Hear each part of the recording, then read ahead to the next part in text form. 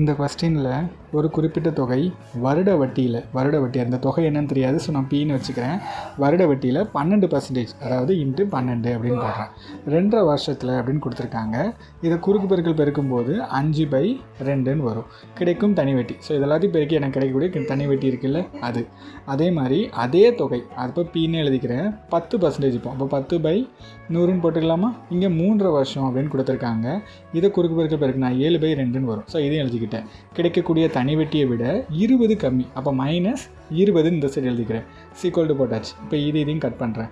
இதை அடிக்கும்போது எனக்கு 20ன்னு வரும். இதை மேலே அடி கொடுக்கும்போது 6ன்னு வரும். இங்கே 10. ஸோ இதையும் பிறகுனா 3ன்னு வரும். அப்போ 3p/10ன்னு வரும். இந்த சைடு அதே மாதிரி கட் பண்ணுங்கள். இதையும் கட் ஆயிரும். மற்றதெல்லாம் அப்படியே எழுதிக்கலாம். 7p/20 -20ன்னு வருமா? ஓகே. இப்போ இந்த 20 அந்த சைடு பிறகுங்க. 3p/10 = 7p - 400/20ன்னு வரும். ஓகே. இப்போ இதையும் கட் பண்ணிடுறேன். இந்த 2 அந்த சைடு கொண்டு போயிருங்க. அப்போ 3ஓட பெருக்கும்போது 6pன்னு ஆயிருமா? 7p - 400.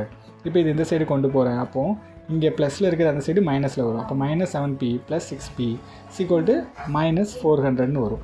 இதையும் கழிச்சா -p = -400. இதையும் அடிக்கிறேன். பியோட வேல்யூ 400ன்னு வரும். இதான் எனது ஆன்சர்.